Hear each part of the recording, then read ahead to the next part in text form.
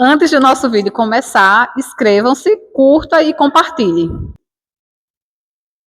As paz, irmãos. Farei leitura aqui apenas do versículo 12, dando continuidade à exposição na primeira epístola de Pedro, capítulo 4. Essa parte nós faremos hoje, versículo 12. Depois nós faremos a exposição dos versículos seguintes, sendo do 12 ao 19, faremos 3 exposições, hoje sendo a primeira. Farei a leitura do versículo 12, os irmãos acompanhem atentamente a leitura que farei. Primeira epístola do apóstolo Pedro, capítulo 4, versículo 12, que diz: Amados, não estranheis o fogo ardente que surge no meio de vós, destinado a provar-vos, como se alguma coisa extraordinária vos estivesse acontecendo. Senhor, nosso Deus, mais uma vez nós erguemos as nossas vozes ao Senhor em oração, reconhecendo a santidade do Senhor, o senhorio de Cristo, o teu poder, a tua glória. Diante do Senhor nós estamos aqui reunidos, desde o primeiro ato desse culto, que foi feito, ó Deus, está sendo feito com o propósito de glorificar o teu nome, pois o Senhor de fato é aquele cujos nossos olhos, ouvidos, boca, todo pensamento está voltado para o Senhor. Queremos adorar o Senhor como prescreve a tua palavra. Uma adoração, ó Deus, onde um culto inteligível, ó Deus, um culto racional, onde Cristo está no nosso meio e nós ouviremos Deus falar por meio do seu profeta, que é Cristo, por meio da sua palavra. Como diz o autor aos Hebreus, tendo o Senhor falado de muitas formas, de muitas maneiras, aos pais e aos profetas, nesses últimos dias nos tem falado por meio de Cristo, a quem Ele constituiu o herdeiro de todas as coisas. Que o Senhor Deus abençoe muito a tua igreja com a tua palavra. É no nome de Cristo, com o perdão dos nossos pecados, que nós oramos e te agradecemos. Amém. Então, irmãos, não é diferente dos outros textos dizer que Pedro apresenta, até a sociedade bíblica, ela sugere esse título em negrito aqui, o sofrimento por Cristo, um privilégio glorioso. Então, na carta de Paulo, de Pedro, melhor dizendo, você vai ver que um dos temas que predomina aqui é exatamente Pedro mostrando o sofrimento do cristão por amor a Cristo. Então, nesse texto, nessa perícope em particular, Pedro, ele traz novamente a tônica desse tema. Então, ao longo de toda esta carta, nós temos visto que o apóstolo Pedro, ele tem em mente em consolar os irmãos, haja vista o sofrimento. Então, Pedro agora encoraja, orienta, e ele faz isso por meio das cartas. Por quê? Porque aqueles irmãos estavam dispersos. Você vai ver isso no capítulo 1. Pedro escrevendo aos irmãos da diáspora, aos irmãos de fala grega, os judeus de fala grega que estão na circunvizinhança ali de Israel. Então, aqueles irmãos sofrendo ataques, sofrendo perseguições, naqueles dias do primeiro século, Pedro, sabedor do sofrimento, da perseguição, e o motivo era exatamente porque serviam a Cristo, ou seja, porque eram servos, porque eram crentes.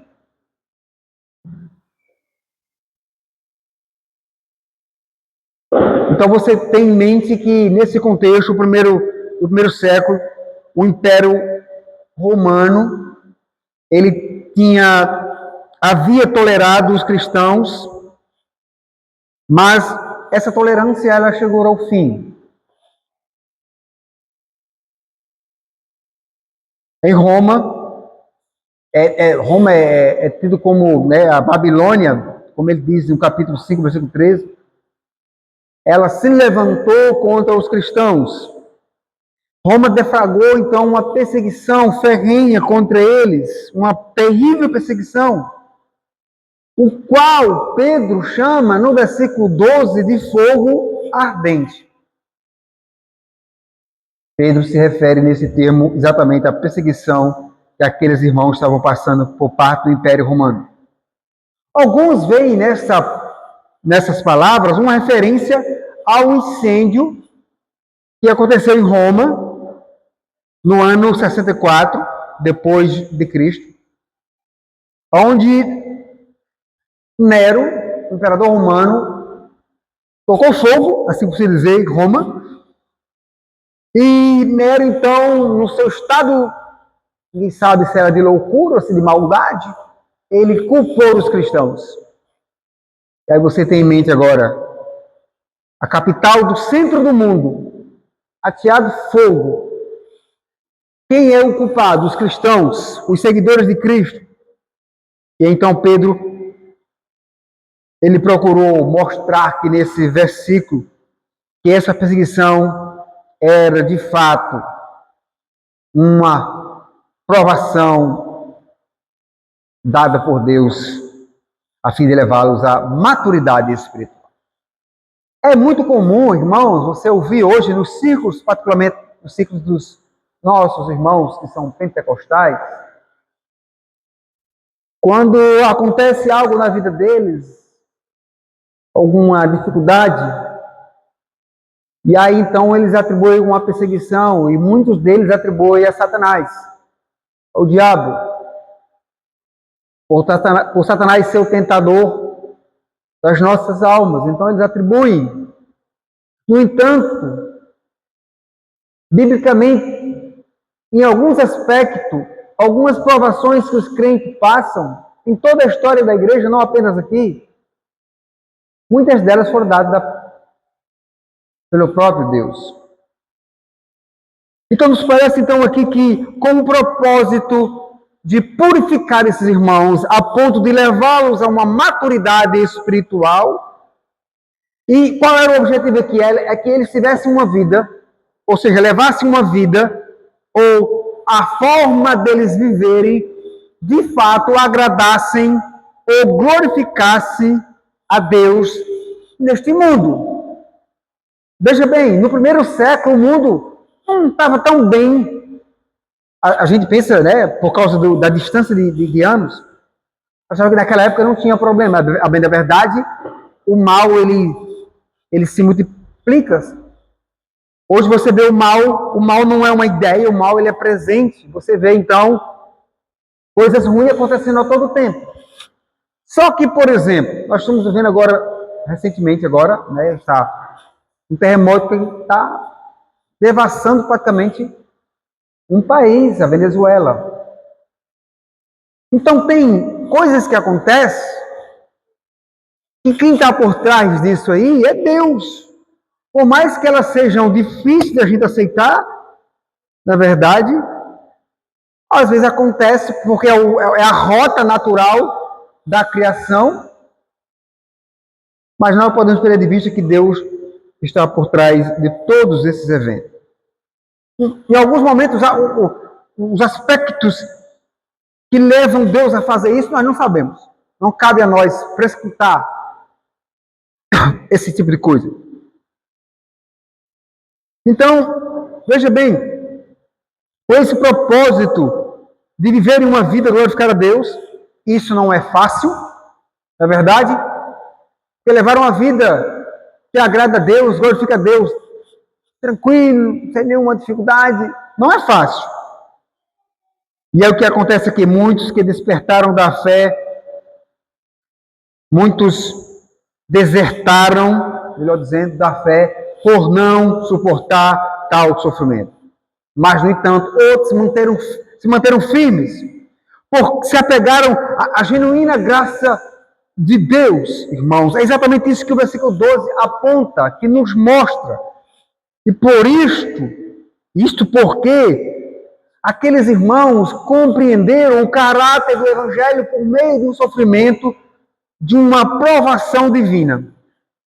Assim, eu proponho o seguinte tema nesta noite: a aprovação da vida do crente.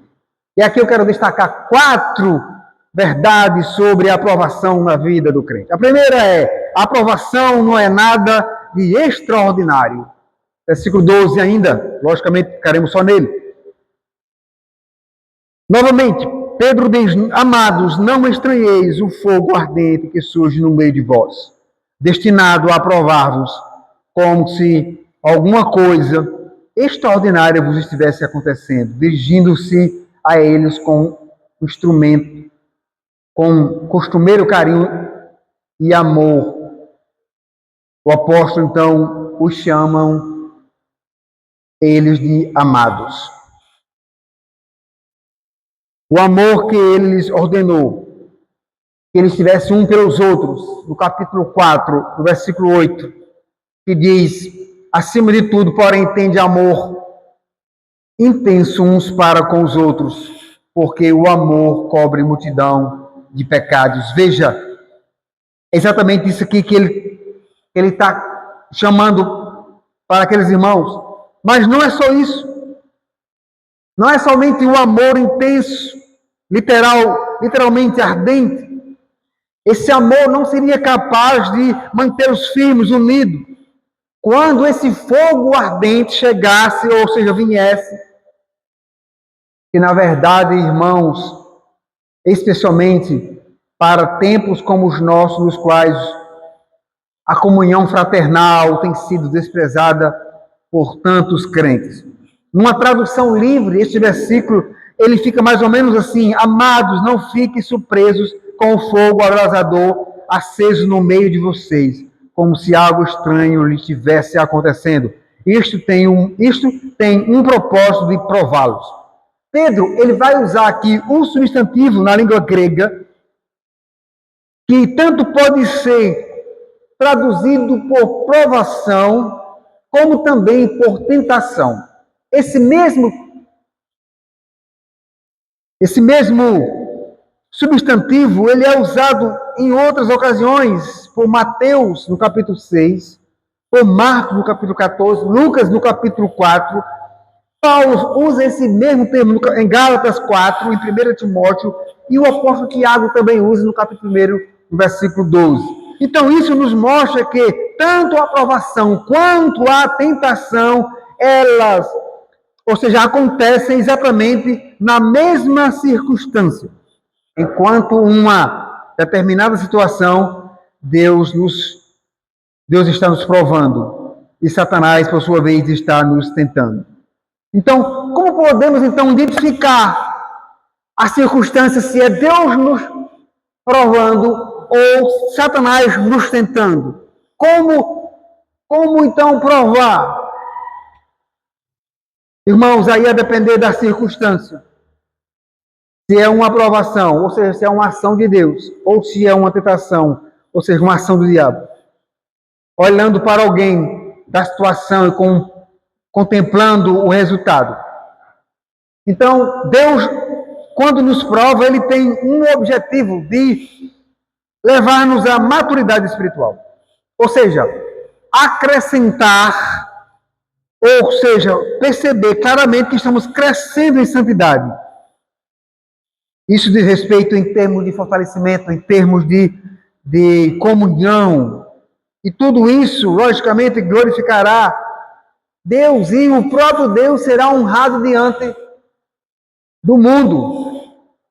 O mundo que entende a comunhão diferente de nós.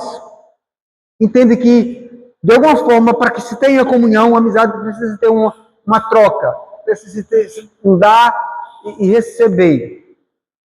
Satanás, quando nos tenta, ele tem o objetivo exatamente oposto ao de Deus. Enquanto Deus nos prova para nos santificar, para termos mais comunhão com Ele, para glorificar o seu nome, o diabo nos tenta para nos derrubar no pecado.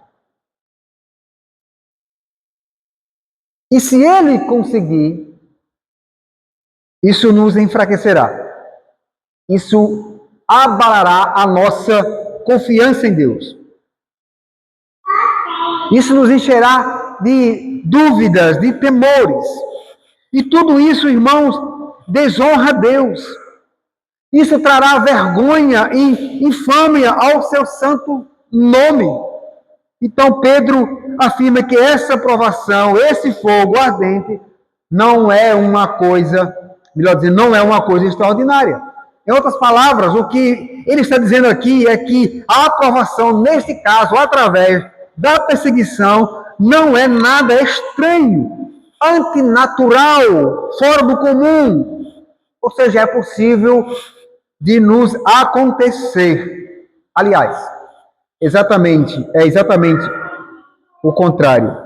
Sofrimento e dor são realidades muito comuns na vida dos crentes. No passado, por falta de conhecimento, as pessoas atribuíam muito o sofrimento do crente a uma ação direta do maligno. Na verdade, nós sabemos que o nosso próprio corpo em si, ele já sofre por causa do pecado. Já sofre, a gente fica doente, temos decepção, erramos. Irmãos, por vezes Deus envia sobre nós o sofrimento, por vezes Deus envia sobre nós a dor, como de um fogo nos queimando. E essa provação, ela nos purifica. Pois é exatamente nesse exato momento que nos faz buscar socorro em Deus. É exatamente nesse momento que a gente busca, junto ao Senhor, um socorro. Ou seja, a depender do sofrimento que estejamos passando, nos faz depender dele, para não somente suportarmos o sofrimento e a dor, porque na maioria das vezes, nem sempre Deus vai retirar a dor de nós. Ele vai dar força para conseguirmos suportar essa dor. Mas para vermos,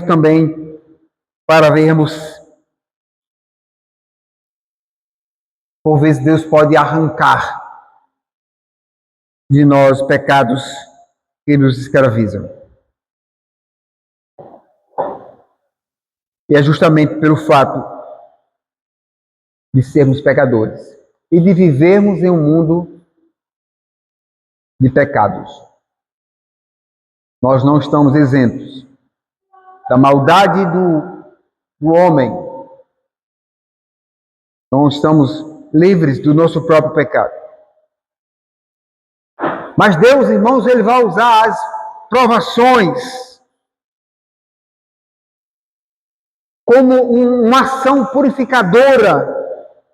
Deus vai forjar em nós o caráter de seu Filho Jesus Cristo. Veja o que o apóstolo Paulo, ele nos diz quando ele escreve em Romanos, capítulo 8, no versículo 28, 29, Paulo vai dizer: sabemos que todas as coisas cooperam para o bem daqueles que amam a Deus, daqueles que são chamados segundo o seu propósito. Porquanto, aos que de antemão conheceu, também os predestinou para serem conformes à imagem de seu Filho, a fim de que ele seja o primogênito entre muitos irmãos. Então devemos olhar para as provações, meus irmãos, como instrumentos benditos da graça de Deus. Em nossa vida, por vezes, Deus vai usar o instrumento da provação para nos purificar. Então, não devemos jamais, irmãos, ficar murmurando e nem mesmo culpar a Deus quando Ele não intervém no momento esperado. Quantos de nós já tivemos experiência de, numa determinada situação, o Senhor Deus, me ajuda aqui, cura, me sara, ou chega com uma providência, e simplesmente você não viu o agir de Deus nos mesmos termos que você coloca diante de Deus. Porque a forma dele trabalhar, dele agir, é diferente da nossa. Nós não sabemos o que está por trás da ação de Deus. Nós sabemos que ele tem um propósito, que ele tem um alvo, de nos purificar. Mas os instrumentos que ele vai usar, irmãos, são todos santos. Não devemos jamais murmurar e tampouco culpar a Deus. Deus, ele tem propósito, irmãos, sublimes na aprovação, que muitas vezes foge do nosso alcance. Nós não chegamos, nós não temos a compreensão do agir exato por trás daquele propósito de Deus. E quando nós não percebemos isso, nós corremos um risco muito grande de não dar a glória a Deus devida. Com muita facilidade, nós então somos tendenciosos a procurar um culpado na história.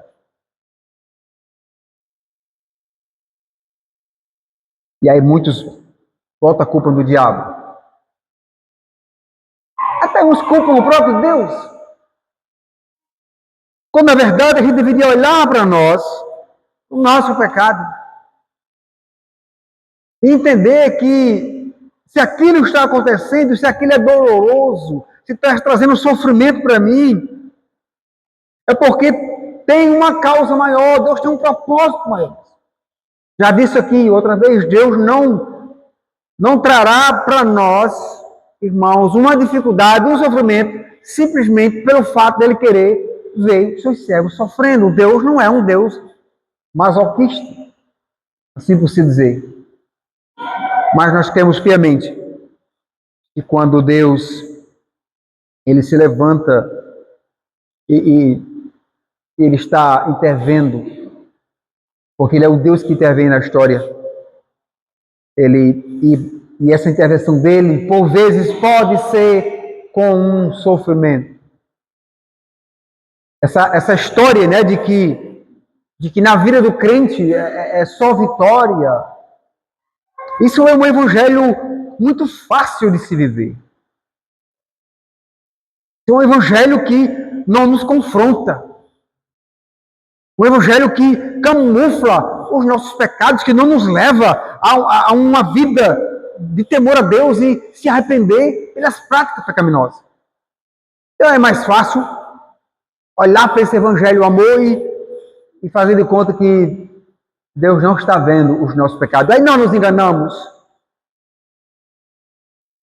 Porque ele é aquele que tudo vê, é o Deus onisciente, é o Deus que aplica o seu evangelho na hora certa, e não é um evangelho, digamos, enquadrado no meu modo de vida, onde eu escolho partes para aplicar. Não. Por vezes Deus fala aquilo que eu nem quero ouvir, mas é exatamente nesse ponto que Deus age, manifestando a sua glória, manifestando o seu poder.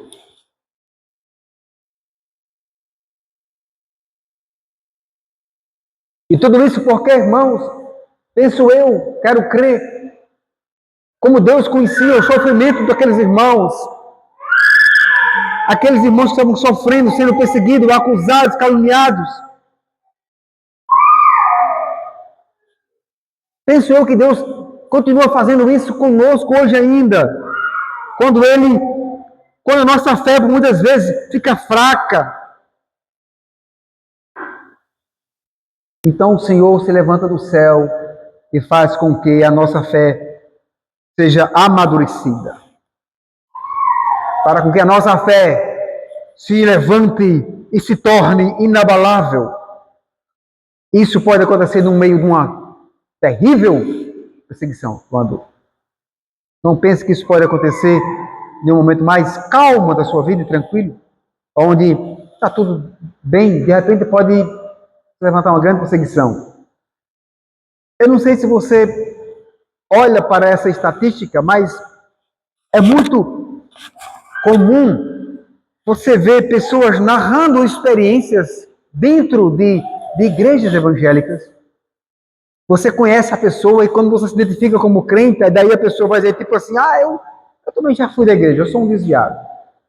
E aí quando você conversa mais, conheça mais ela vai contar uma experiência negativa que ela teve dentro do ciclo evangélico. Talvez um mau testemunho de uma liderança, a forma como um membro tratou ela, enfim, de repente a pessoa queria uma exclusividade, eu não sei, alguma coisa do tipo. Você vai perceber que essa pessoa, obviamente, ela se decepciona com a fé. E aí, muitas pessoas achando, né, que a igreja é culpada disso. Mas, na verdade, irmãos, quero crer eu que o próprio Deus, ele se encarrega de expurgar as pessoas que não são convertidas de dentro da igreja. Vão para aquele lugar onde está cheio de gente vazia de Deus, onde Deus não se faz presente. Pois é, onde Ele está presente, se manifesta a sua santidade. E a santidade de Deus, ela expurga pecado. É possível que eu e você, pecadores, eu quero crer, como agora, o Senhor nos recebe na sua presença, porque nós reconhecemos a santidade dEle, mas também reconhecemos o quão pecadores nós somos. E nos arrependemos, e Deus perdoa, e Deus nos acolhe como filhos dEle. Então, se por acaso você estiver passando uma grande tribulação, um sofrimento, pense que Deus está por trás dessa situação, querendo nos ensinar algo da parte dele. Eu quero aqui fazer algumas aplicações para nós nesta noite ainda.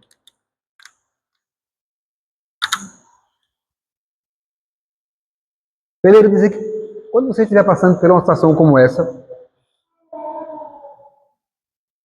olhe além da situação.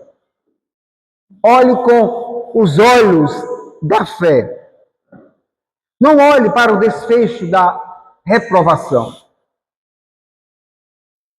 E se você compreender que Deus está ali provando, mesmo que você compreenda também que Satanás está ali tentando, se você agir como Deus quer que você age diante daquela situação, certamente, irmãos, certamente você, após ser provado, será aprovado por Deus. E com isso, qual é o desfecho disso tudo? Deus será honrado. Esse é o fim, esse é o propósito.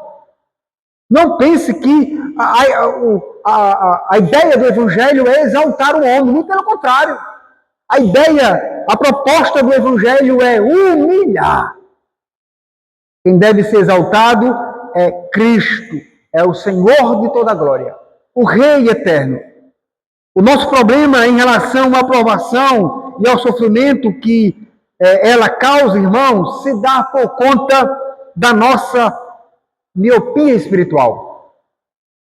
Por não conseguirmos ver além do momento difícil pelo qual estamos passando. Ficamos cegos. É óbvio que sofrimentos nos causam desconforto. E aí, com isso, o que acontece? Muitas pessoas adotam uma postura de autocomiseração. Então, ela começa murmurando, fazendo com que o nosso sofrimento pareça ser uma coisa extraordinária. Então, na tentativa de comover as pessoas, de direcionar o olhar delas para nós, algo que nunca alguém sofreu ou não sofreu como nós. E aí você deve perceber que o pecado é algo tão sutil, que tal atitude, irmão, ela questiona e ela depõe contra a sabedoria de Deus e também contra a soberania de Deus. Nem todo sofrimento é causado por nosso compromisso com Cristo. Muitos dos nossos sofrimentos são causados por nossas escolhas, por nossas escolhas erradas. Mas mesmo nestas circunstâncias, mesmo você fazendo uma escolha errada. Mesmo você estando debaixo de um tratamento de Deus por causa do seu pecado, Ele nos ensina. Deus é pedagógico por excelência. Ele repreende. Ele nos educa na justiça. Não olhe para o seu sofrimento, irmão, se você estiver passando por ele, como se fosse algo extraordinário. Só eu no mundo estou sofrendo. Ah, como eu sofro. Ah, como eu... Só eu estou sofrendo. Não olhe como se só você passa por esse tipo de situação. Por quê, pastor? Você pergunta. Porque sofrimentos iguais aos seus e até piores, outros irmãos estão sofrendo. Mas estão sofrendo por amor a Cristo.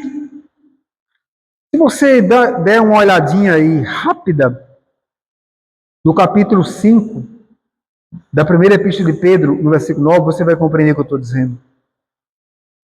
Resistir-lhe firmes na fé, certos de que sofrimentos iguais aos vossos estão se cumprindo na vossa irmandade espalhada pelo mundo. Ele está dizendo que tem crentes em outras situações, em outras regiões, sofrendo mais do que aqueles irmãos daquela igreja. E aqui, irmãos, nós aprendemos uma lição última nesse texto de 1 Pedro, que, por vezes, Deus ele traz sobre nós situações adversas e muitas delas nos causando dores, momentos de angústia, mas não para desprezarmos o Senhor, não para desprezarmos o cuidado e o tratar dele, não, pelo contrário, para nos voltarmos para Ele, como eu disse aqui. E é mais, penso eu, bíblico nesse aspecto, de perceber a mão de Deus tratando conosco. Deus corrigindo as nossas falhas, os nossos pecados, porque Ele visa algo maior das nossas vidas. O alvo dele é a nossa santificação. Dito isso, a nossa oração é que Deus nos abençoe e que Ele aplique essa pequena porção da Sua palavra em nós, no seu trabalhar nas nossas vidas.